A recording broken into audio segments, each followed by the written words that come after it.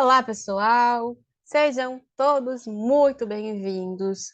Hoje nós vamos ter um encontro especial falando de um tema que eu particularmente gosto muito deste tema, mas não só eu.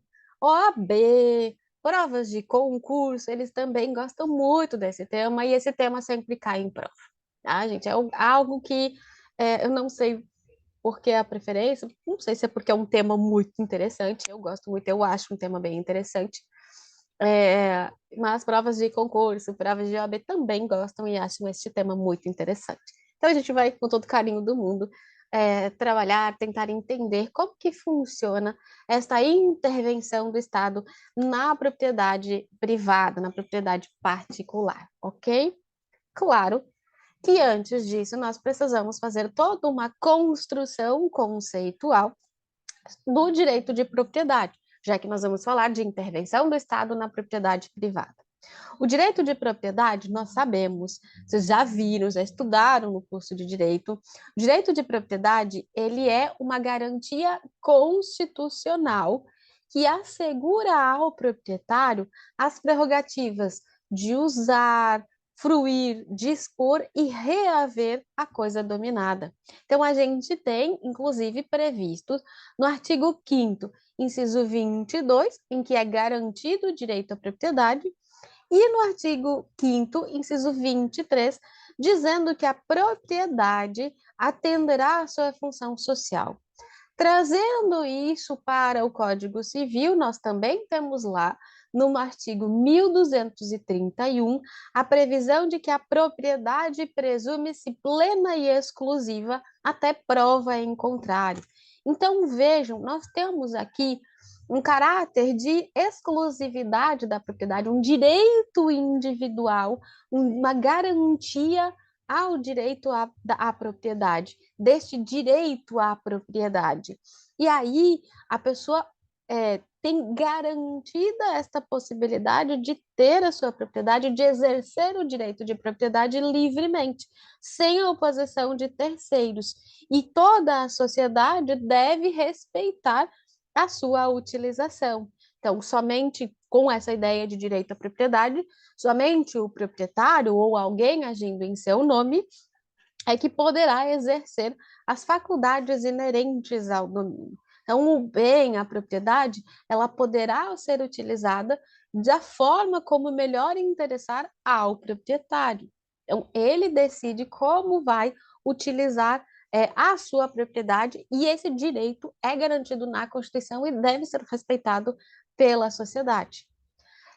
Claro que esse direito à propriedade, esta propriedade, ela deve atingir a função social. Então, sim, eu tenho um direito de propriedade, mas ele tem que respeitar aqui uma função social, tem que respeitar efetivamente ah, o interesse também da coletividade. Então, é uma função social, uma ordenação social que envolve também interesse da sociedade.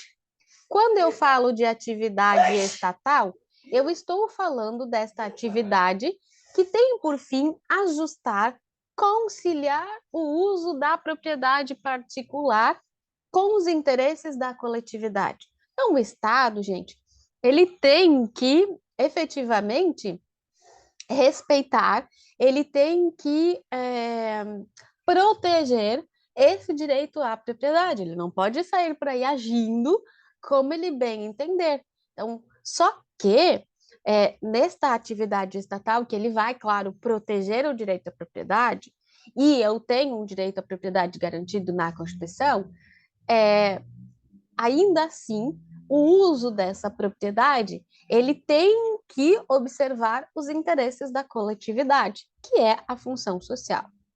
Como vimos, propriedade é o direito de usar, gozar, fruir e dispor de um determinado bem e de reavê-lo de quem quer que injustamente o esteja possuindo.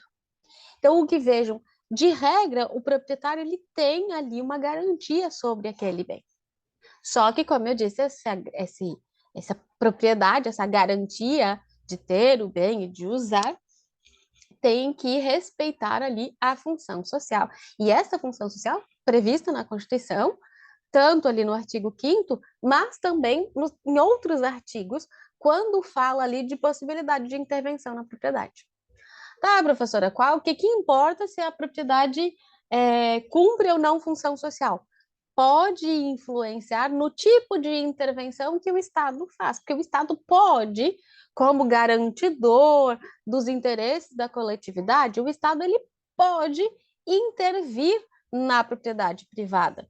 Ele tem, por mais que eu tenha um direito à propriedade, o direito não é absoluto e que ninguém no mundo pode mexer. Principalmente no Brasil, a gente tem a possibilidade de o Estado intervir na propriedade particular, mas não é intervir de modo arbitrário. Tem que observar todas as regras legais para esta intervenção. Então, quando a gente fala em intervenção do Estado na propriedade, a gente está falando de uma intervenção que vai observar a função social da propriedade e que vai observar o interesse público. Então, vejam, para que haja esta intervenção do Estado, deve-se respeitar os limites constitucionais, porque a Constituição garante o direito individual à propriedade, mas também ampara o interesse público. Então, na intervenção, tem que haver ali uma junção dessas duas proteções, dos direitos individuais e do interesse público. Gente, o Estado, quando a gente fala de intervenção do Estado na propriedade privada, essa intervenção ela pode acontecer de diversas formas.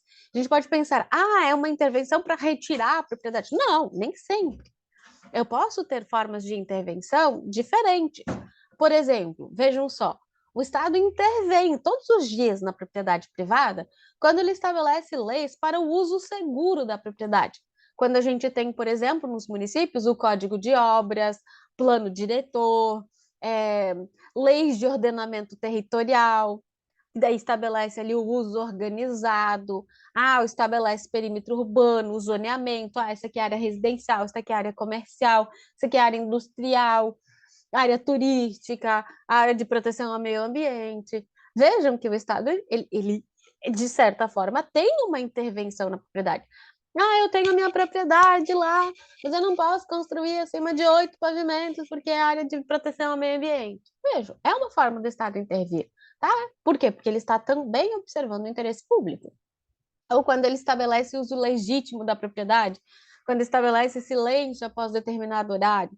E aí, uma curiosidade, pesquisem no município de vocês, procurem lá qual é o horário da lei do silêncio. Qual é o horário? Porque nós temos na legislação federal, sim, estabelecendo 22 horas e tal. Mas os municípios, às vezes, estabelecem horários diferentes. Aqui em Joinville, por exemplo, nós temos uma lei do silêncio vigorando a partir de 19 horas. Então, que é uma coisa que quase ninguém observa, mas existe uma legislação, uma lei escrita estabelecendo silêncio de determinados ruídos após 19 horas. Então, às vezes é bom a gente conhecer a legislação do município. Tem que dar uma olhadinha. Eu não lembro de cabeça quantos decibéis que pode, enfim, mas eu lembro disso porque na Câmara de Vereadores teve uma época, acho que foi 2018, enfim, veio uma pessoa nos procurar justamente porque ele estava com problema em relação à lei do silêncio. Ele tinha uma quadra de futebol, sabe, futebol, enfim, tinha quadra de futebol aberta e tal, e tinha iluminação. E do lado dessa quadra tinha um prédio. E aí o pessoal do prédio fez algumas denúncias, fez alguns pedidos no executivo que essa quadra não estaria respeitando a lei do silêncio. Claro que foi um pouco sacanagem, porque daí os fiscais eles foram lá e é assim, enquanto tem a partida normal, não estava extrapolando os decibéis. Só que o que acontecia? Quando algum dos times fazia gol, o que acontecia? Ah! E aí na maquininha lá extrapolava os decibéis e aí ele foi multado por conta da lei do silêncio. Aí tem que dar uma olhadinha, teria que dar uma olhadinha nos municípios de vocês, na lei, enfim, quantos decibéis que estabelece, enfim, claro, ali Esse caso ele foi mais complicado, porque tinha o prédio, e os próprios, enfim. É, é um problema, porque daí todo. É que na lei federal, a gente tem 22 horas, daí tem lá os decibéis. Ah, se tem uma casa noturna, tem que fazer revestimento, tem lá uma série de regrinhas que devem ser observadas, não é? Ah, e o barulho tem que se manter, não é? Nesse caso, era muito específico, até a gente falou com o fiscal, nossa, né, um absurdo só num determinado momento que vai num pico você querer multar a pessoa, enfim. Mas foi uma situação que ocorreu e que às vezes acontece umas situações assim que a gente se pergunta por que que elas, né, acontecem. Mas é que aqui em Joinville mesmo tem a lei que fala desse silêncio após 19 horas. Então, precisou alterar a lei, ajustar os horários. O intermitente é difícil, né? Então, por isso que tem que dar uma olhadinha o que que tem nas cidades de vocês, dar uma olhadinha ali qual é a lei que estabelece silêncio, qual é o horário, porque às vezes difere de um município para o outro. Mas é uma forma de intervenção do Estado. De certa forma, é o Estado dizendo como você vai usar essa propriedade. Você pode usar, você não pode extrapolar o barulho, né?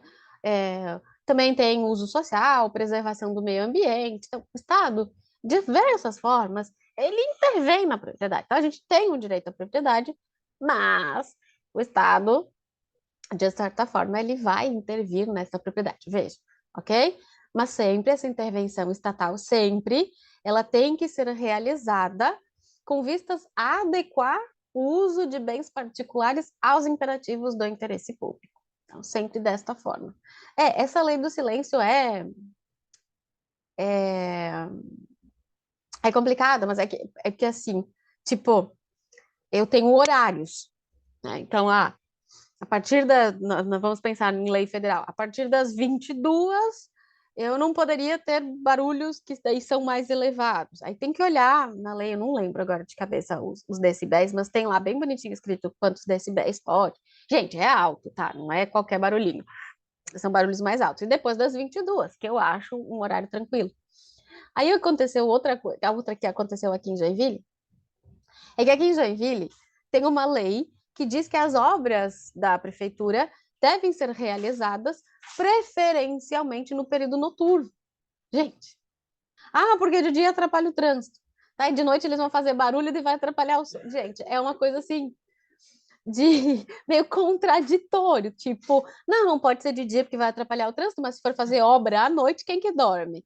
É umas coisas que, enfim, tenta resolver de um lado e prejudica do outro, mas tem. Eu não sei se na cidade de vocês tem, mas é que aqui em Joinville tem uma lei que diz que é preferencialmente à noite. Então, tudo bem, eu até entendo fazer pintura em asfalto à noite, fazer algumas coisas, mas fazer obra à noite, mesmo porque não vai enxergar, vai estar tudo escuro. Enfim, mas são formas do Estado intervir na propriedade.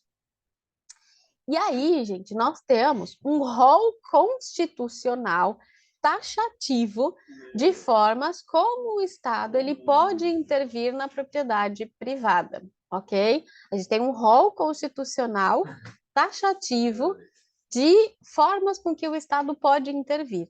Quais são elas? A requisição, a ocupação temporária, a limitação administrativa, o tombamento, a servidão e a desapropriação. E essas formas de intervenção, eu sempre digo que elas são um delito sério, não é simples. É um delito sério, por quê? Porque é grave, está intervindo na propriedade privada. E aí vocês vão lembrar que nós temos como formas de intervenção a desapropriação, a limitação administrativa, o tombamento, a servidão, a requisição e a ocupação temporária. Lembrando sempre, então, que a competência para legislar sobre formas de intervenção, ela é privativa da União, conforme artigo 22, incisos da Constituição Federal. A União é quem vai legislar sobre intervenção do Estado na propriedade. Então, se quiser criar uma nova forma de intervenção, quer criar uma situação específica de intervenção, a União que vai legislar. que é diferente, depois a gente vai falar de competência administrativa. A competência administrativa para determinar a intervenção, ela é comum, todos os entes podem determinar a intervenção, mas legislar sobre somente a União, tá? A competência privativa da União. E agora a gente vai conversar sobre o nosso delito sério. Começando, então, pelas... na verdade, antes disso, essas formas de intervenção, nosso delito sério, dentro do nosso delito sério, nós temos algumas formas de intervenção que são chamadas de restritivas, porque elas não retiram a propriedade, simplesmente impõem determinados limites à sua utilização, ao uso da propriedade, mas não retira, continua com o proprietário, que é a maioria: servidão, requisição, ocupação, limitação e tombamento. Mas nós temos um tipo de intervenção em que o Estado retira a propriedade, que é a intervenção supressiva, e o único caso é a desapropriação. Por isso a desapropriação é a mais séria, porque ela retira a propriedade. Enquanto as outras formas de intervenção, elas simplesmente é, limitam o uso da propriedade, a desapropriação, ela suprime a propriedade. O Estado, ele utiliza da sua supremacia para transferir coercitivamente para si a propriedade de algum terceiro, de algum bem privado. Tá? Então, a gente tem aqui, dentre as formas de intervenção, a gente tem as formas restritivas, que é a grande maioria, e a intervenção supressiva, que aí é a desapropriação. Nossa, hoje estão passando caminhão, aqui o barulho tá... Daqui a pouco fica aqui, se acalmam os negócios. Bom, e aí assim, agora falando especificamente de cada uma das formas de intervenção, começando com a servidão administrativa. O que seria uma servidão administrativa? É um direito real público sobre propriedade alheia. Vocês estudaram direito civil, provavelmente? Se não estudaram, vão estudar. Mas lá no direito civil existe a tal da servidão no direito civil. Quando você tem, por exemplo, um prédio, é um imóvel na frente e tem um atrás. E a única forma desse de trás passar, porque não tem saídas, é passando pelo terreno daquele imóvel da frente. E aí ele entra lá no judiciário, enfim, se não tiver acordo, e ele pede o direito de servidão, direito de passagem, que é o direito de servidão. A nossa servidão administrativa não é servidão de passagem, tá? A servidão administrativa, ela, da mesma forma que o direito civil, ela é um direito real, ok? É só que a servidão pública, ela vai ser para mais finalidade, não vai ser para a passagem, vai ser para finalidades públicas. Ela vai atingir o interesse público. O que seria esta servidão? O professor Celso, ele traz um conceito que eu coloquei aqui para vocês. A servidão administrativa é o direito real que sujeita um bem a suportar uma utilidade pública, por força da qual ficam afetados parcialmente os poderes do proprietário quanto ao seu uso e gozo. Então, a servidão é uma restrição imposta pelo ente estatal aos bens privados, determinando ali que o proprietário ele suporte a utilização do bem pelo poder público. E aí ele vai ter que ter alguns cuidados na utilização deste bem, ao qual recai uma servidão administrativa. O que a gente pode ter de exemplos aqui, gente? Provavelmente todos vocês já passaram pela 101 e já olharam alguns terrenos, às vezes que tem umas plantações, né, uns verdes, e aí vocês olharam lá no meio aqueles postes com fios. Gente, isso é servidão administrativa. Quando você põe lá os postes para fiação, né, de energia, de telefone, esses postes de fiação são exemplos de servidão administrativa. Quando precisa passar uma tubulação dentro de um terreno privado, é exemplo de servidão administrativa. Vejam, é uma restrição, não altera a propriedade, ok? Lembrem sempre que servidão administrativa é um direito real, que recai sobre um bem particular para permitir uma utilização pública. Não retira a propriedade, apenas restringe. Ó, é, torres para fios de energia elétrica, placa com o nome da rua. Agora a gente não tem mais muito isso, mas antigamente, quando não tinha GPS, enfim, como que você fazia para achar? Você ia andando e você olhava os nomes das ruas e às vezes não tinha plaquinha, porque às vezes o muro da casa fazia a divisão ali na esquina e aí grudava-se essa plaquinha no muro da casa. Isso também é um tipo de servidão. É um ônus real. Por que ele é um ônus real? Porque ele gruda no bem. Tá? Ele é ônus real, é um direito real porque ele gruda no bem. Imaginem que eu passei uma tubulação ali. Não dá para ficar tirando os tubos a hora que eu bem entender. Não dá para ficar retirando os fios a hora que eu bem entender. Então, a servidão administrativa, esta restrição em relação ao uso, ela tem caráter definitivo e não se extingue pelo não uso, tá?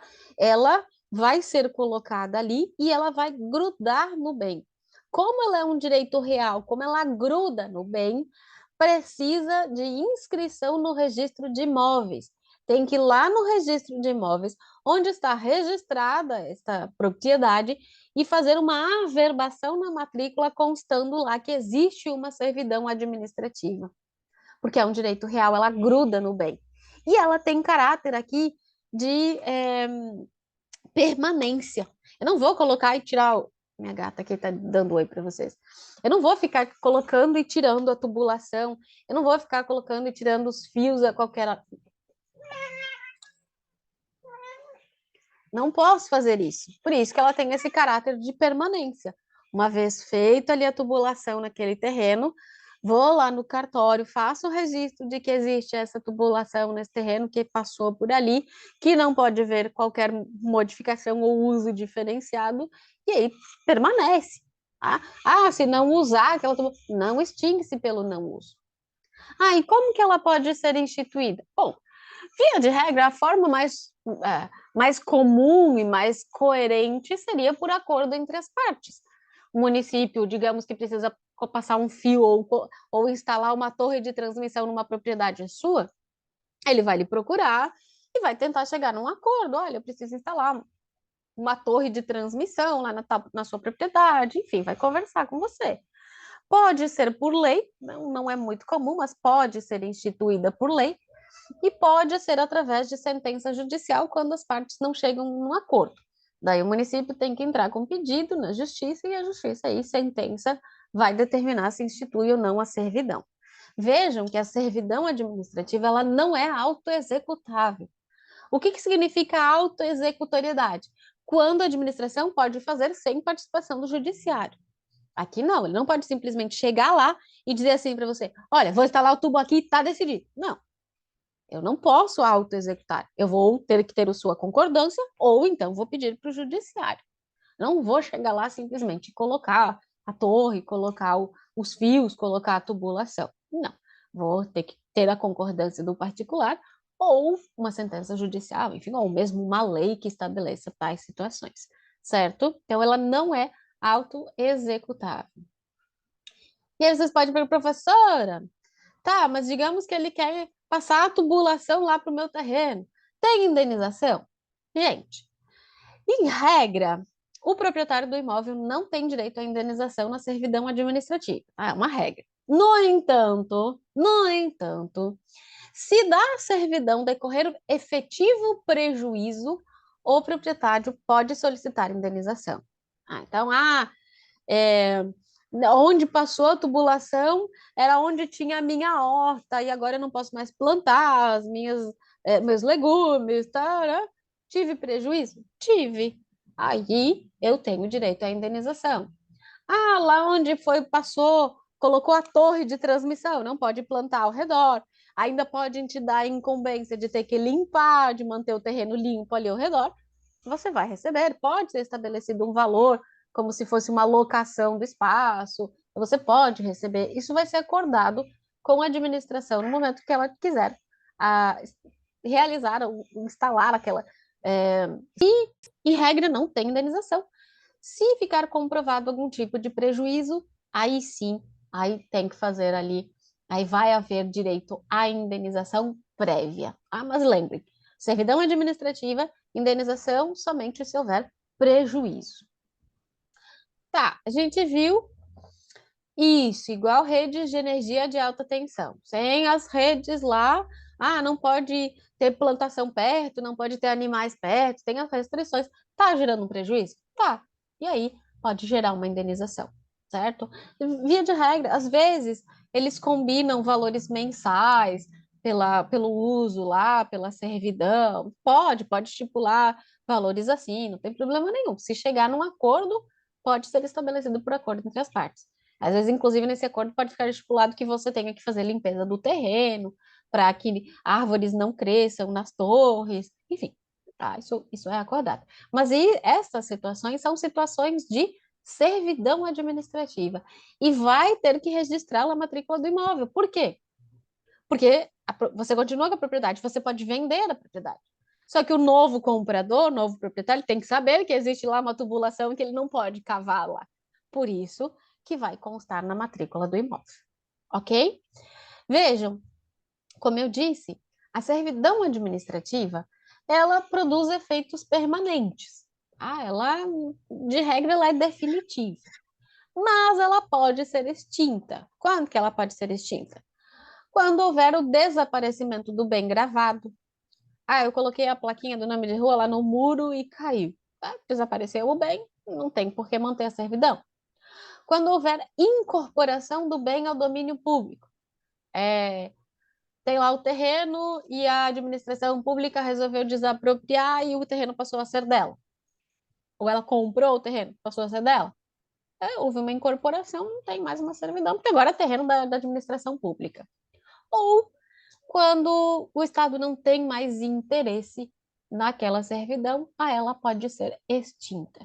Vejam, então, que não é somente por meio de lei que se extingue a servidão. Pode extinguir pelo desaparecimento do bem, pela incorporação do bem ao domínio público e por manifesto desinteresse da administração pública. Então, estas são algumas formas aí de extinção da servidão administrativa.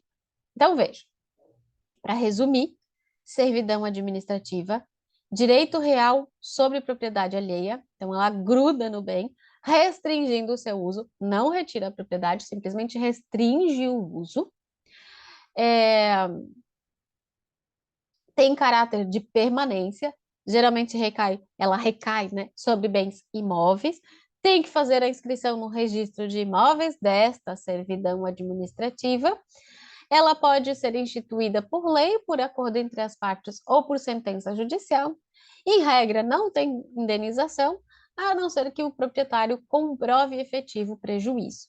E pode ser extinta através do desaparecimento do bem gravado, pela incorporação do bem ao domínio público ou por manifesto desinteresse do Estado. Ok? Então, esta a nossa servidão administrativa, a primeira forma de intervenção do Estado na propriedade privada, certo? Então, vejam que essa em relação aos bens imóveis. Nossa segunda forma de intervenção é a requisição. Deixa eu fazer uma pergunta para vocês antes de falar da requisição. Mas vocês já assistiram filmes? Provavelmente sim, já assistiram. Sim, professora, a gente já assistiu filmes, tá? Eu sei que já assistiram filmes. Já assistiram filmes em que que tem lá o herói e tem lá o vilão. E aí o herói enfim, tá lá o herói. E aí acontece uma situação que o herói está perseguindo o vilão. E aí o vilão, ele entra num carro e começa a fugir num carro. O vilão começa a fugir. E daí o herói chega e ele bota a mão assim, pare! Aí tem alguém sempre passando, geralmente carrão, né? Não é qualquer carrinho, é geralmente carros tops, tá passando bem na hora que ele precisa. Daí ele para, tira a pessoa de dentro do carro, entra no carro e vai perseguindo o vilão. Vocês já assistiram isso, né? Creio que sim. Imaginem que no Brasil, na cidade de vocês, Tubarão, Braço do Norte, digamos que algumas pessoas foram e resolveram assaltar um banco. Então, lá assaltaram o banco, saíram do banco, e aí os policiais chegaram. Só que daí os assaltantes aí atiraram e furaram os pneus das viaturas. E aí eles entram no carro e começam a fugir. E aí o policial ele precisa ir atrás. E aí você, nesta hora, está passando com seu carrinho novo, recém-tirado da concessionária, lindinho, cheirosinho, porque daí você colocou perfume, limpinho, né? Polido, lindo, maravilhoso. Está passando nessa hora e o policial chega, pare! E te arranca do carro e entra no carro para perseguir lá os assaltantes. Será que ele pode fazer isso, gente? Ou é só coisa de filme mesmo? Será? O que vocês acham? Será que ele pode fazer igual lá o. Aí te Pode sim, arranca do carro. Ah? acho que pode sim. Tá Depende Pode. escrito da ali, situação. iminente Tá em perigo. ato ali de uma perseguição, ele pode. Isso, gente. Sabe como é que é o nome disso? A gente tem, inclusive, regulamentado. É a requisição administrativa. Então, deixa isso acontecer comigo, eu vou dizer pro policial: vem, entra, entra, vamos, deixa eu ir. Só fica fazendo o i ali para eu ir rápido que tá tudo certo. Vamos que eu vou junto. Ai, que maldade. Eu sou louca pra entrar numa perseguição. Sim, gente, pode. Isso se chama requisição administrativa. É quando, então, o Estado determina a utilização de bens, e aí, gente, bens móveis, imóveis ou serviços para atender, e aí presta atenção, para atender necessidades urgentes e transitórias diante do quê? Iminente perigo público. Grava isso, porque provas adoram fazer pergunta sobre isso. Para ser requisição administrativa, eu preciso do iminente perigo público. Precisa disso. Se não tiver iminente perigo público, não é requisição administrativa. Pode ser qualquer outra coisa, mas não é requisição administrativa. Então, lembra do iminente perigo público. E isso está, esta requisição prevista na Constituição, lá no 25 do artigo 5º. No caso de iminente perigo público, a autoridade competente poderá usar de propriedade particular, assegurada ao proprietário indenização ulterior se houver dano. Então, vejam, pode usar o quê? Pode usar veículo em caso de perseguição, pode pedir usar escada no caso de incêndio, pode, às vezes tem uma pessoa lá se afogando, pode pegar um jet ski lá para chegar e salvar a pessoa, pode utilizar terreno ali para socorrer vítimas de acidentes, pode sonegação de gêneros, alimentos, enfim, numa situação de iminente perigo público. Lembre, a requisição ela envolve iminente perigo público. Esse perigo, gente, não precisa estar acontecendo, tá? Não precisa caracterizar o perigo em si, mas em vias de acontecer. Então, eu posso fazer a requisição administrativa. Posso pegar, vejam, gente, móveis, imóveis, perdão, ou serviços. Eu posso requisitar serviços, inclusive, certo? Então, móveis, imóveis ou serviços, quando eu tenho um iminente perigo público. Aqui sim é um procedimento unilateral e auto-executório. Eu não preciso, na hora ali que eu estou perseguindo, pedir para o judiciário se eu posso pegar o veículo para perseguir. Não, ele é auto-executório. Ah, e tem indenização? Tem. Posterior, se houver dano, tá? Se não houver dano, não tem indenização. A gente, a regra aqui também é que não há indenização, exceto se ficar comprovado o dano, o prejuízo decorrente da utilização. Ai, perdão. Eita, que agora deu uns ataques de espirro aqui. Obrigada. Então, indenização, regra que não tem, a não ser se houver algum tipo de prejuízo pelo uso daquele bem. A requisição, porque ela é decorrente de iminente perigo público, ela é transitória. Ou seja, no momento que eu terminei lá a perseguição, peguei ou perdi, enfim, terminou a perseguição, eu devolvo, tá? Ela deve durar enquanto estiver presente o perigo público. Acabou, encerrou, não tem mais, faça a devolução do bem. E aí, se caracterizado o prejuízo, aí sim, faça o pagamento de indenização. Tá? Então, vejam que a requisição, ela envolve ali uma situação bem transitória, uma situação de perigo, uma situação assim que, né, envolve a necessidade ali de se requisitar é, bens móveis, imóveis ou serviços. Tá? Então, cuidem com essa situação, porque é diferente lá da servidão. A servidão tem um caráter de permanência, a servidão ela vai acontecer sobre bem imóvel. Então, tem ali essas características da requisição, porque ela exige um iminente perigo público. Tá? Então, lembra muito disso, lembra que requisição envolve iminente perigo público. É um perigo ali em vias de acontecer. Ok? Esta nossa requisição. E por que que eu friso tanto a questão do iminente perigo público? Para não confundir com a ocupação temporária, que é a nosso próxima forma de intervenção. Porque elas são muito parecidas, gente. São muito parecidas. Só que o que diferencia é que na requisição eu tenho um perigo, enquanto que na ocupação temporária eu não tenho esse perigo. Tá? Então, o que, que é a ocupação temporária, ou também chamada de ocupação provisória? É quando o ente público utiliza um determinado bem por um prazo determinado para atender ali, para satisfazer necessidades de interesse público que pode se dar ali, então, esta utilização de forma gratuita ou de forma onerosa, ok? Essa essa ocupação temporária, ela tem previsão no artigo 36 da Lei 3365 de 1941, que diz que o Estado poderá temporariamente utilizar bens privados vizinhos a obras públicas como meio de apoio para alocação de maquinário e assentamento de funcionários. Temos aí algumas outras legislações que trazem a possibilidade de ocupação temporária. Eu uso de forma temporária aquele bem, bens imóveis para apoio à realização de obras públicas, serviços públicos, atividades públicas ou de interesse público. Quando que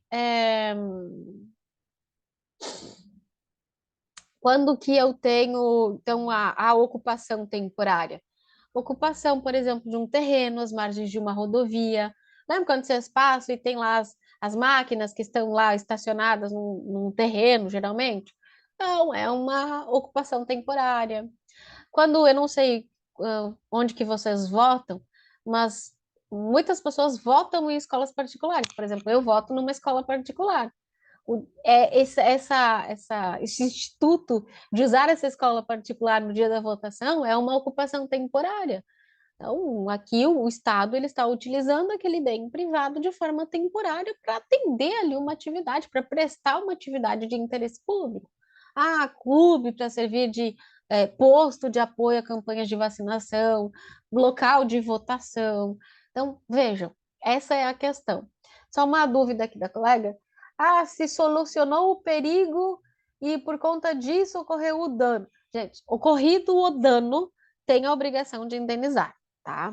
Teve o prejuízo lá na requisição administrativa, causado o dano, tem obrigação de indenizar, sim.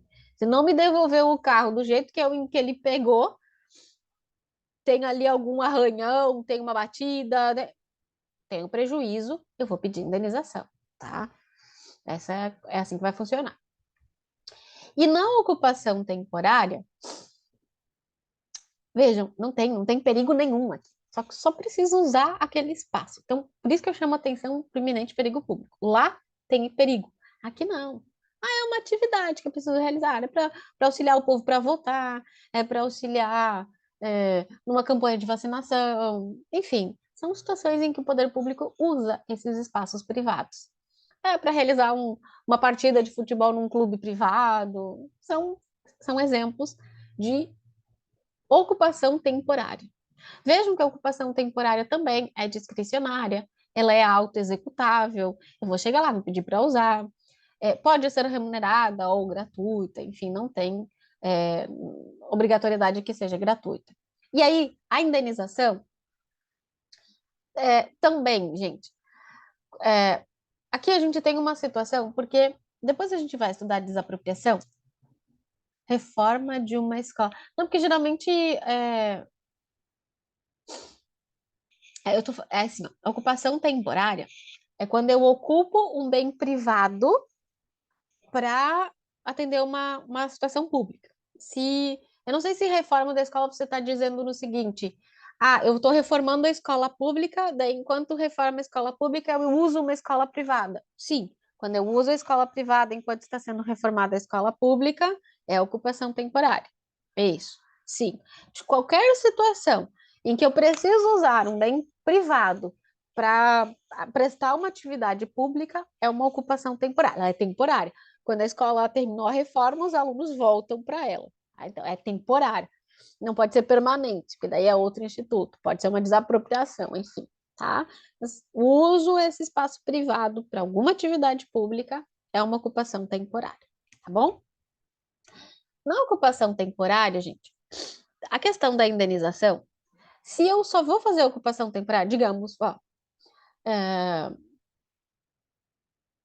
então, a utilização pode ser remunerada ou gratuita, tá? E aí vai depender do ajuste que fizer com o dono da propriedade.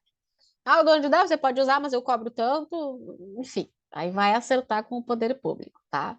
Pode ter remuneração, sim, mas não precisa ser gratuito. Geralmente, quando pede, assim, por exemplo, a votação, é uma escola privada que cede o espaço para votação, geralmente é gratuito. Mas, se tiver algum proprietário particular que quiser cobrar, pode haver cobrança. Como é que funciona a questão da indenização? Vamos supor que o poder público utiliza uma escola privada para votação. Tá? Ele só quer usar naquele domingo de outubro para as pessoas irem lá, para botar as urnas eletrônicas e para as pessoas irem lá votar. Então é só ocupação temporária mesmo, não tem outra finalidade. E aí, digamos que lá no dia da votação, os dois candidatos se encontram e partem para a briga e aí acabam quebrando lá os vidros da escola. Gente, olhem só, de regra, a ocupação temporária não gera direito à indenização. No entanto, também, se houver prejuízo, tem que fazer o pagamento da indenização, tá? Então, se for somente a ocupação temporária, só ela, assim, sem nenhum objetivo, além da ocupação temporária, não tem, de regra, indenização, salvo se houver prejuízo para o proprietário. Daí ele vai pedir a indenização. Agora, se for uma ocupação temporária para posterior desapropriação, então ela está vinculada a uma desapropriação. Quando a gente estuda desapropriação, a gente vai ver que existe a ocupação provisória.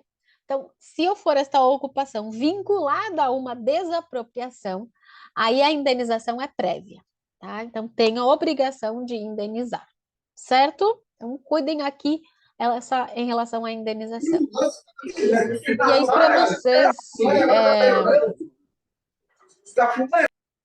para vocês aqui entenderem a diferença entre requisição e ocupação temporária. Ó, requisição precisa do iminente perigo público e recai sobre bem móvel, imóvel e serviços. A ocupação temporária só precisa do interesse público e recai sobre bens imóveis.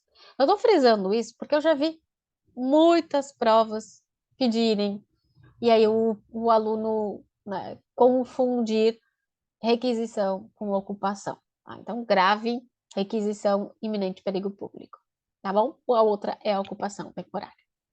Então, vimos já 3 formas de intervenção na propriedade privada. A servidão administrativa, que daí é permanente, sobre bem imóvel, é um direito real, e indenização só se houver prejuízo. Nós vimos a requisição administrativa, ela é temporária quando tem iminente perigo público, e indenização se tiver prejuízo. E aí sobre bens móveis, imóveis e serviços.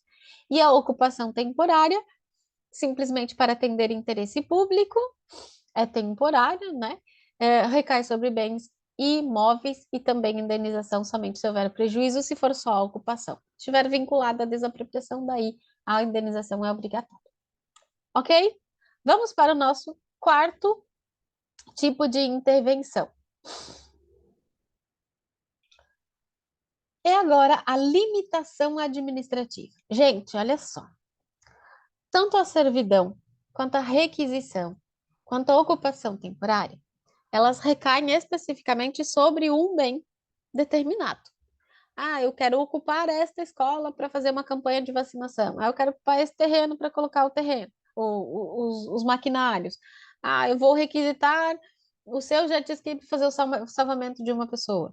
Ah, eu vou inserir a tubulação no seu terreno. Veja, elas recaem sobre imóveis específicos, sobre bens específicos. A limitação administrativa, ela não é assim. Ela se diferencia porque aqui ela é uma imposição geral, tá? A limitação administrativa é uma forma de exercício do poder de polícia da administração pública. Então, a limitação administrativa, ela é uma imposição geral. Eu não sei quem serão os proprietários atingidos. Ela é gratuita e de ordem pública. Como assim, professora, limitação administrativa? É quando, por exemplo, vem uma lei ou um ato administrativo e diz assim: os prédios construídos à beira-mar poderão ter, no máximo, 4 pavimentos. É ou não é uma restrição à minha propriedade? Eu queria fazer 8. Mas aí tem uma regra administrativa, ou uma lei, um ato administrativo que diz: não, você pode ter a sua propriedade, mas você só pode ter 4 andares.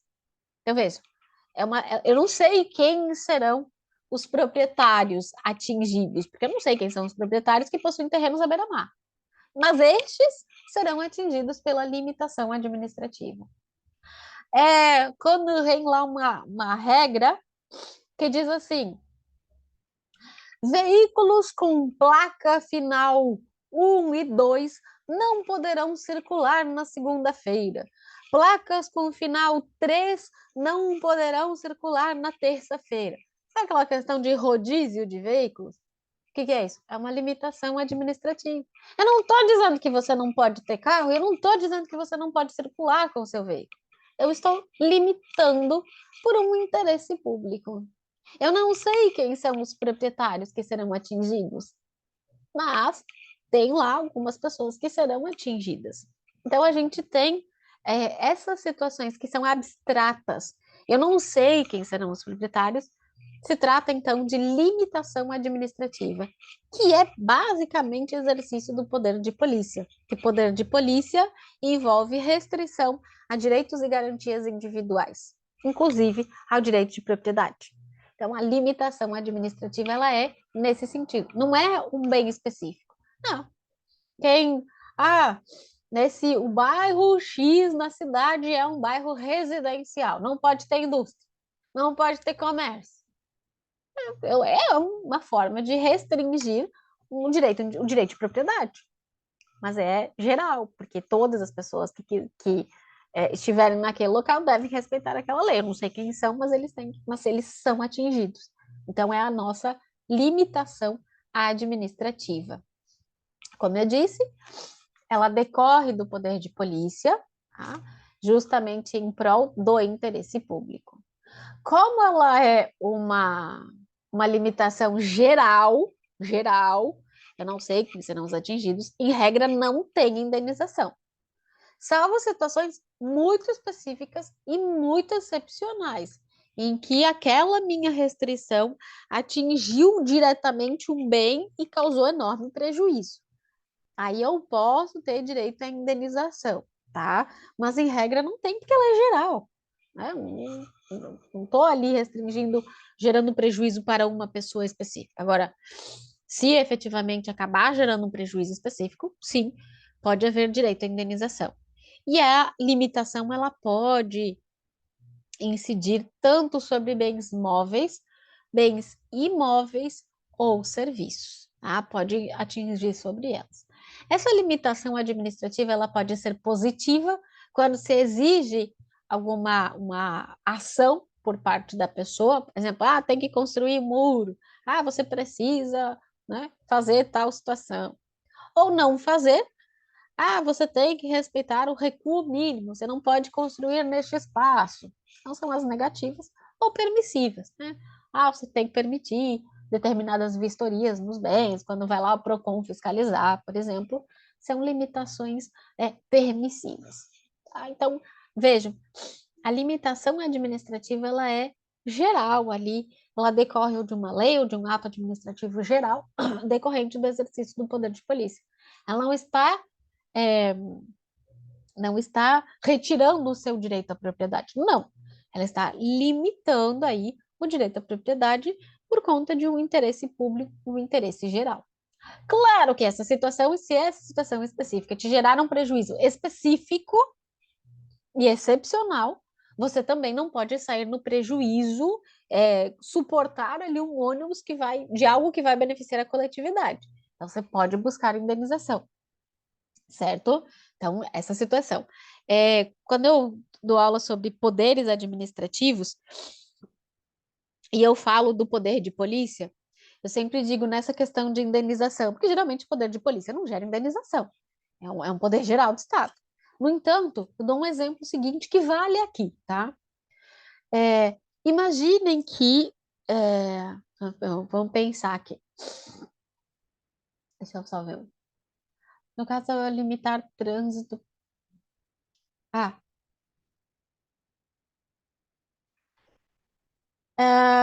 Não, tem uma pergunta aqui, se é motorista de aplicativo, naquele dia o veículo dele não pode circular, ele teve um prejuízo. Não nesse sentido. Vou te dar um exemplo que você vai entender o prejuízo. Hoje tiraram o dia para fazer barulho aqui ao redor de casa. Vamos lá. Vou dar um exemplo para vocês entenderem o que é prejuízo efetivo, específico.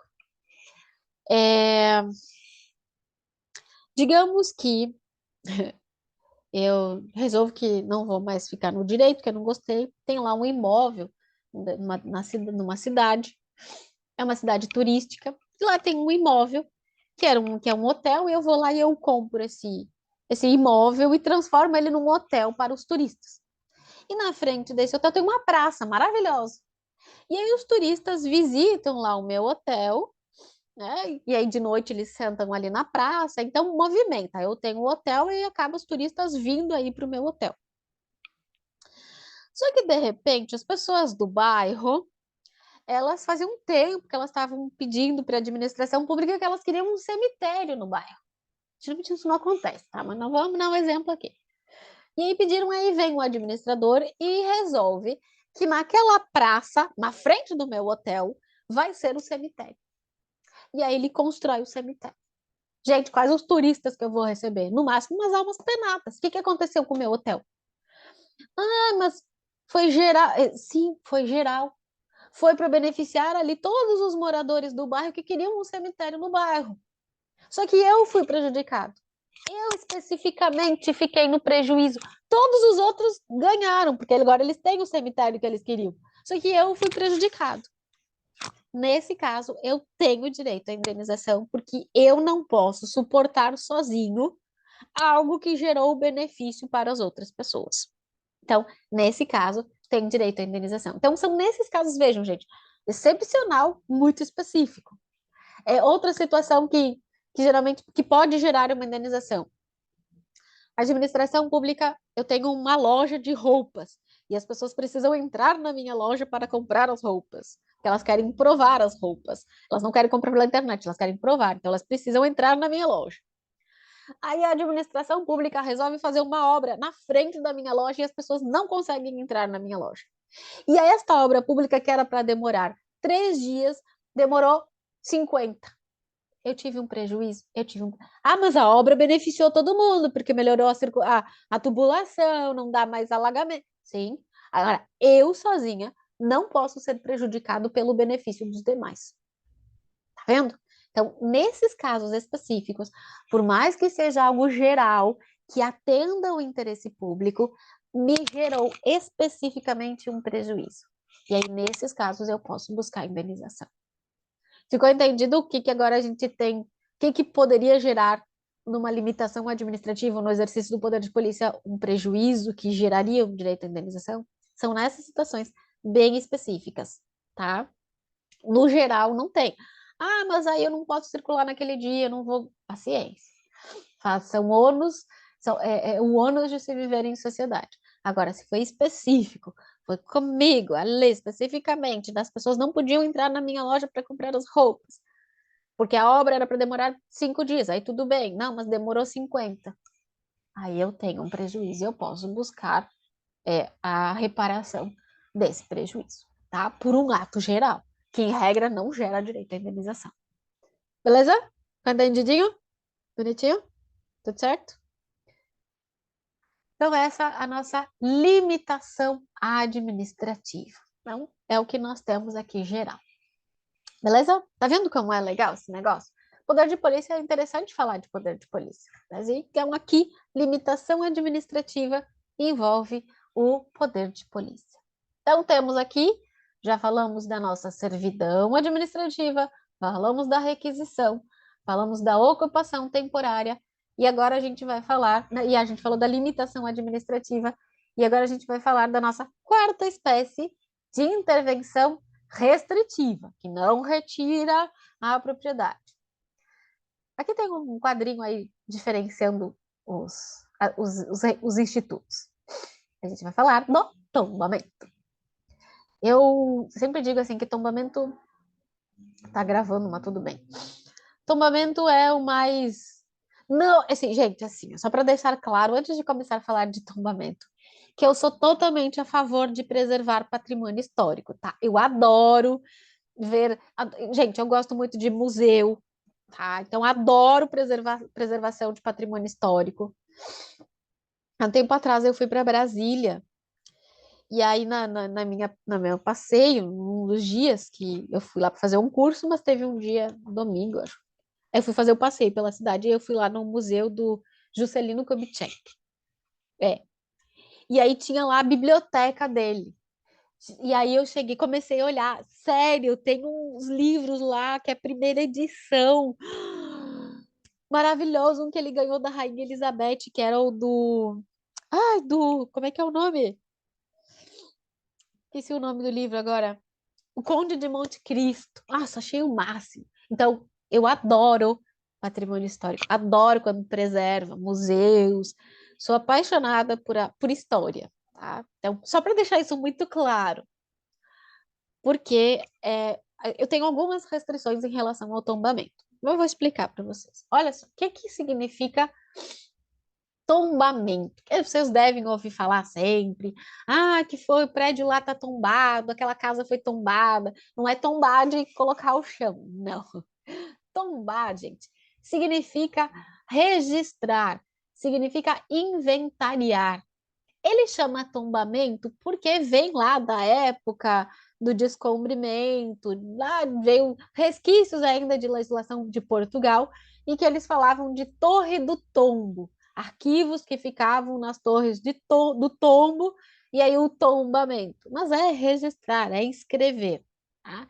É uma forma de intervenção do Estado na propriedade como forma de preservação ao meio ambiente em relação a patrimônio histórico, artístico e cultural. Então, o Estado ele vem aqui numa tentativa de proteger aspectos da história, da arte e da cultura de um povo. A intervenção ela vai atingir a propriedade, definindo algumas limitações ao exercício do direito de propriedade, justamente estabelecendo algumas regras, justamente para evitar a destruição daquele bem ou, né, alguma situação que resulte na perda de informações relevantes à história do país ou que cause prejuízos a uma determinada obra artística de valor cultural inestimável para a identidade de um povo. Então, é um tipo específico aqui em que se busca a preservação histórica, cultural, arqueológica, artística, turística, paisagística, enfim, é bem amplo, que vai fazer restrições quanto ao uso, tá? Tem previsão na Constituição Federal. Além da Constituição Federal, em âmbito federal, porque estados e municípios têm legislações também sobre tombamento, mas em âmbito federal, ela está prevista no Decreto-Lei 25 de 1937. E aqui é a minha primeira crítica. A gente urgentemente precisa atualizar esta lei. É de 1937. Nós estamos em 2023. Daqui a pouco vai completar 100 anos. E a gente teve mudanças muito graves, muito, sério, muito fortes nesse tempo. Eu preciso atualizar essa lei, porque esta lei me restringe demais a propriedade quando eu falo de tombamento. Os proprietários, eles têm a propriedade inviabilizada quando ela é tombada. E porque eu quero que se proteja o patrimônio histórico, porque eu quero que não fiquem casas abandonadas, porque elas estão tombadas por conta das exigências da lei, é que precisa atualizar essa lei. Gente, eu vou mostrar para vocês um pouquinho do que acontece quando tem um tombamento de um imóvel, que são restrições previstas neste Decreto-Lei 25 de 1937. Primeiro, que eu não transfiro a propriedade. É uma intervenção restritiva. O proprietário continua com a propriedade, só que ele tem algumas restrições, porque obrigatoriamente ele deve conservar as características do bem que ensejaram a intervenção. As coisas tombadas não podem ser demolidas, destruídas ou modificadas sem autorização do Instituto Brasileiro do Patrimônio Cultural ou do IPHAN. Então, gente, olha só, olha o problema que gera. Por isso que eu digo que tem que atualizar essa lei. Digamos que você tem um imóvel construído em 1900.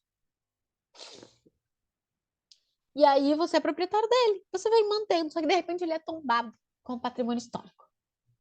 E aí você tá lá morando, porque você pode continuar morando, e aí quebrou a fechadura. Eu posso simplesmente ir na loja e comprar uma fechadura e trocar? Não. Você tem que pedir autorização lá ou para o Instituto ou para o IPHAN, que é o Instituto do Patrimônio Histórico. Peça autorização para ele. Aí ele vai dizer: sim, você pode trocar desde que você consiga uma fechadura semelhante. Onde que eu vou encontrar a fechadura igual ou semelhante à de 1900? E se tiver, extremamente cara. Aí começa a deteriorar. E aí você quer pintar para deixar ela bonitinha. Aí o IPHAN diz: sim, desde que você use a tinta semelhante. Onde é que você vai encontrar tinta de 1900? Que era a base de óleo. Nem existe mais. Então, é umas dificuldades que não tem como. Por isso que eu digo, gente, tem que preservar, mas não pode fazer isso. Eu tenho que viabilizar o proprietário. Claro, tem que manter as características. Se não encontrar, não pode colocar, porque se você colocar, você pode ser penalizado, porque você está destruindo um patrimônio histórico. Olha o problema. Por isso, gente, por isso que a gente tem um monte de patrimônio histórico abandonado. Lá em Porto Alegre, tinha uma casa histórica, enfim, grande, de esquina, e foi tombada. E aí o proprietário queria fazer a manutenção, não queria abandonar. Ele queria, daí o que aconteceu? Ele queria fazer a locação, uma clínica médica queria alugar o imóvel para fazer a clínica. Nossa, pensa, bonita, era um imóvel de esquina, grande, com uma visão excelente, com espaço para estacionamento. Eles queriam alugar e colocar a clínica ali. Quando o proprietário foi pedir autorização para o IPHAN para colocar as divisórias internas, sabe aquelas divisórias de... Enfim, divisórias, tá? Queriam fazer as divisórias dentro para fazer as salas, as clínicas, né? Os consultórios. O IPHAN disse, descaracterizaram bem. E o que aconteceu? O proprietário, tá bom, abandonou. E agora serve lá Tá lá, as janelas, os vidros todos quebrados, as portas arrebentadas, todo descascada, pintura. Ninguém faz manutenção. Como é que você vai fazer manutenção? E aí o que que... a lei diz, se o proprietário não tiver recursos para fazer a manutenção, o Estado tem que fazer.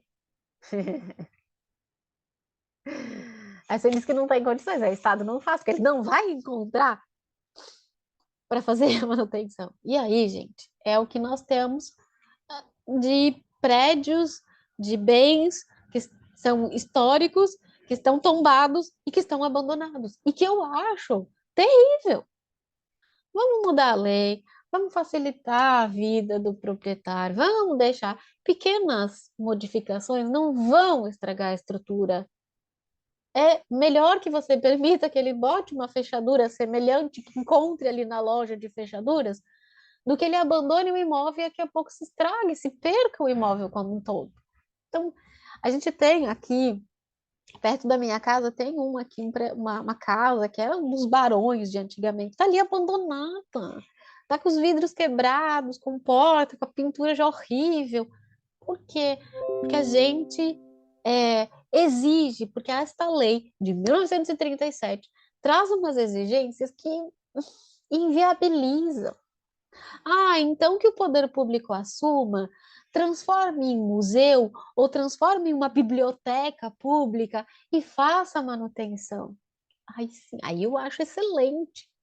Nós que tem prédios lindos, tem casas maravilhosas que estão abandonadas porque o proprietário não tem como fazer manutenção, porque ele não vai achar a tinta, ele não vai achar o vidro igual, que nem faz mais, gente. Com a tecnologia que foi desenvolvida, eu não vou ter como fazer.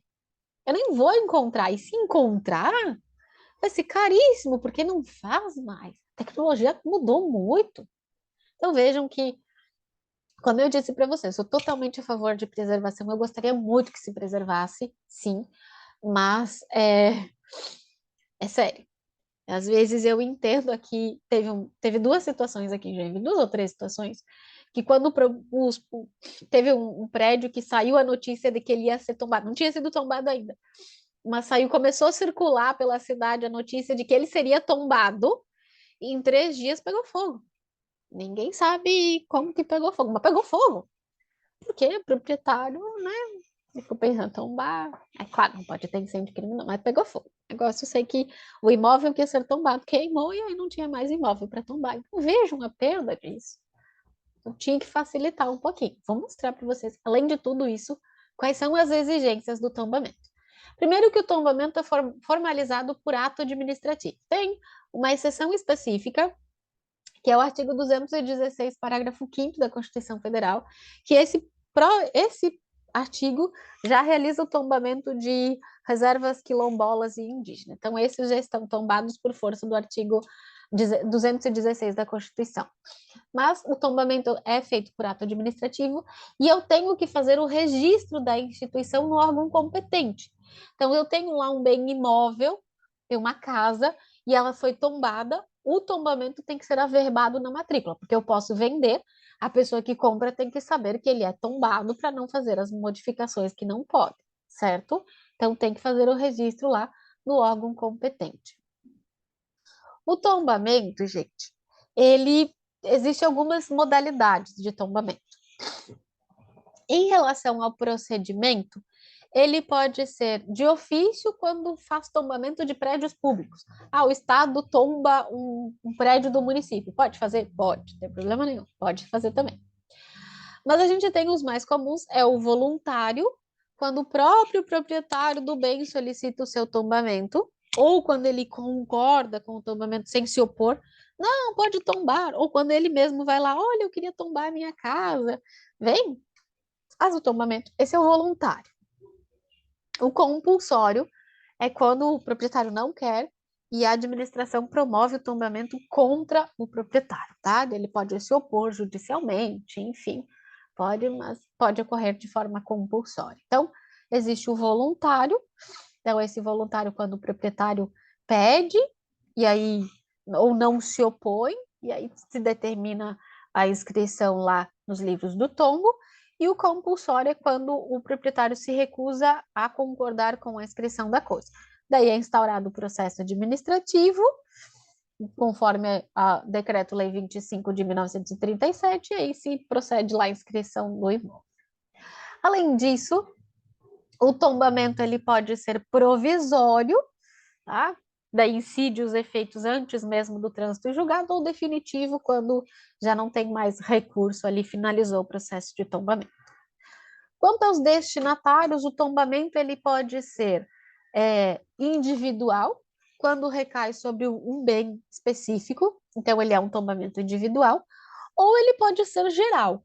Pode recair, por exemplo, sobre um bairro, sobre uma cidade. Por exemplo, São Francisco do Sul, o centro ali de São Francisco é histórico, é tombado. Então, o bairro é tombado como patrimônio histórico.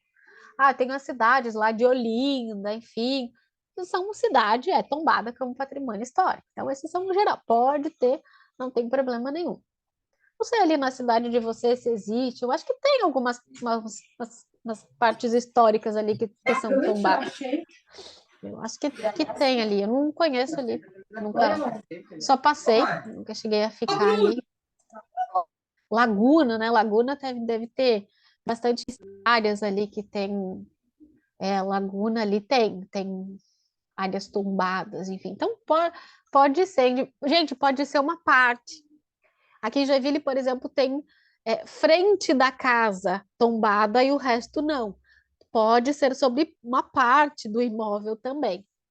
Pode ser sobre um quadro, os quadros do Leonardo da Vinci, por exemplo, o quadro da Mona Lisa tombado. Sim, pode recair tombamento sobre bens móveis. Pode recair sobre patrimônio imaterial também.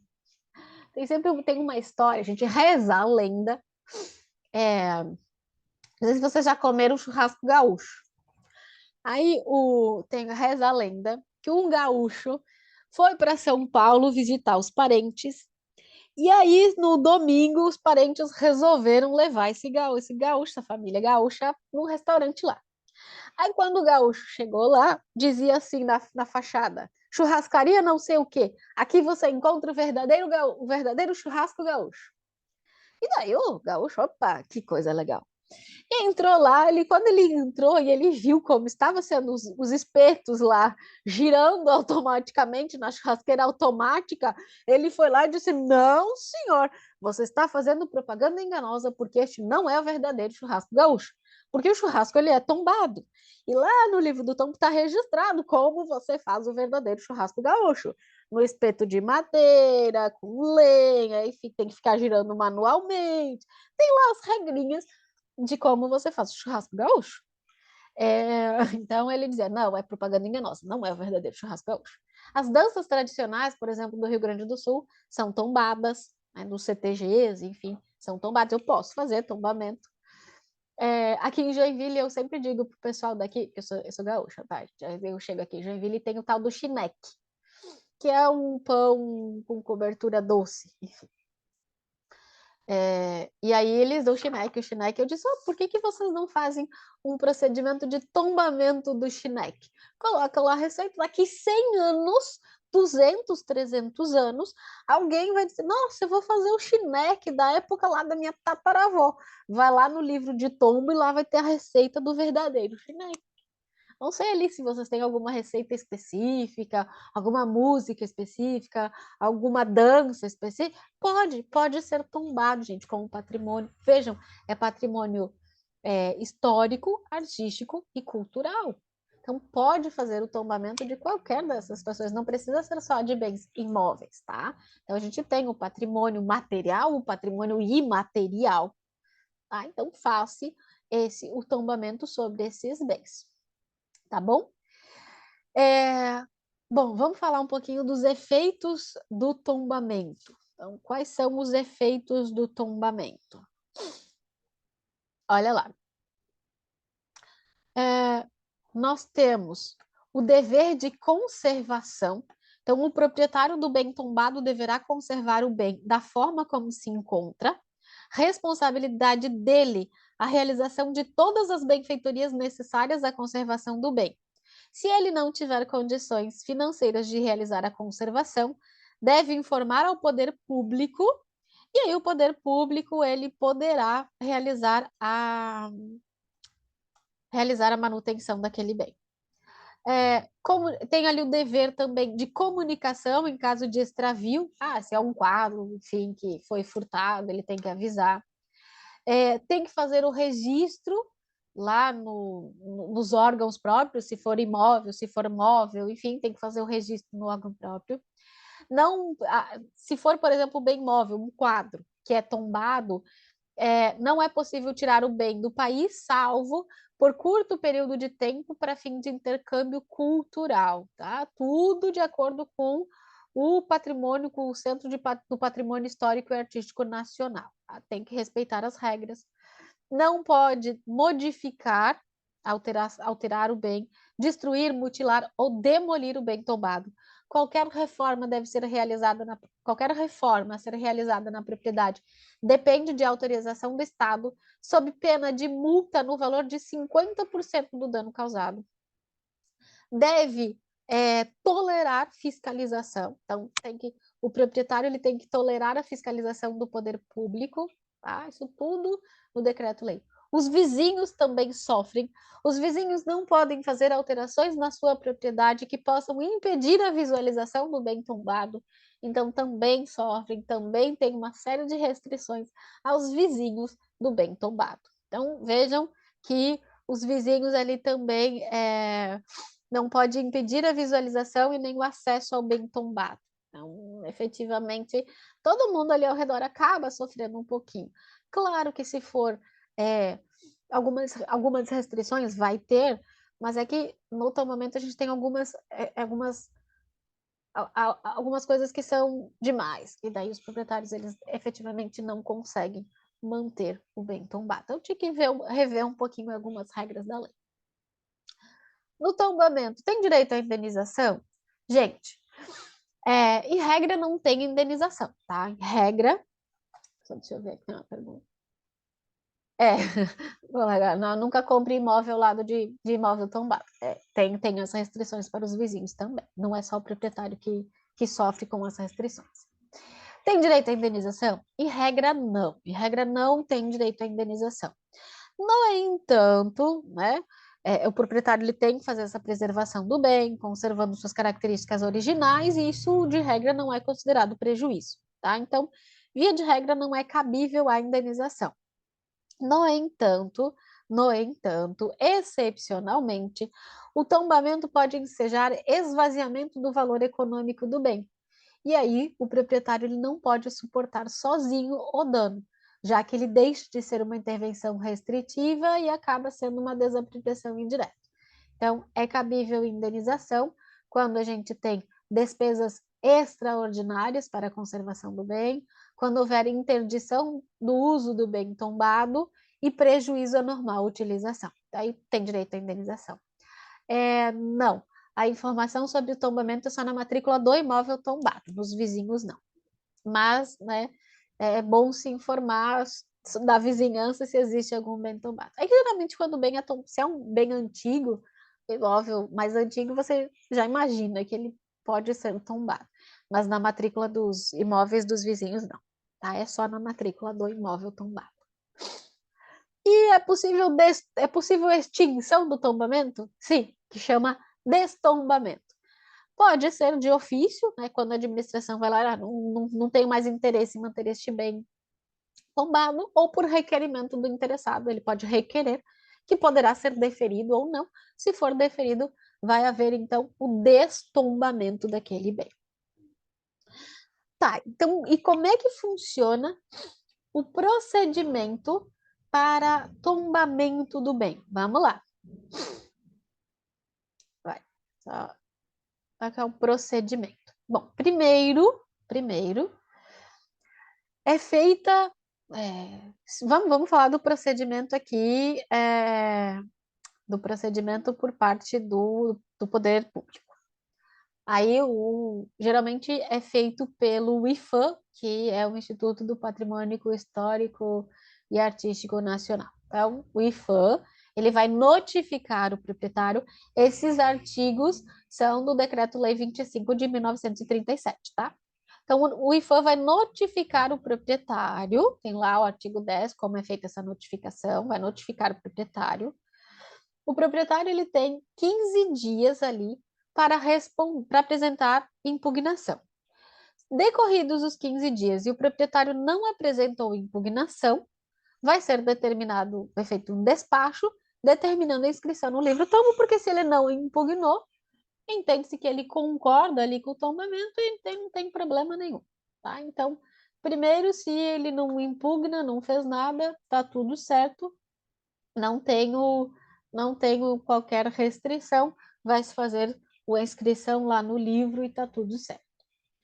A segunda situação é que o proprietário ele impugna. Então, o proprietário ele pode apresentar impugnação no prazo de 15 dias. Se o proprietário apresentou a impugnação, em 15 dias será dada vista ao órgão que requereu o tombamento para que ele se manifeste em 15 dias. Se o órgão concordar com a impugnação do proprietário, está arquivado. Se não concordar, diz que tem que ter o tombamento, é importante, enfim, tudo isso. Aí vai encaminhar para o Conselho Consultivo do IFAM, que vai emitir a decisão. Se concordar com o proprietário, o processo de tombamento será arquivado. Se não concordar com o proprietário, dizer assim, não, eu concordo com que precisa haver o tombamento, vai determinar a inscrição no livro do tombo e aí aquele bem está efetivamente tombado. Então, o que nós temos aqui é este procedimento. Esse procedimento está no Decreto-Lei 25 de 1937. Mas em resumo, é esse o procedimento aí para que seja realizado efetivamente o tombamento. Ok? Alguma dúvida quanto a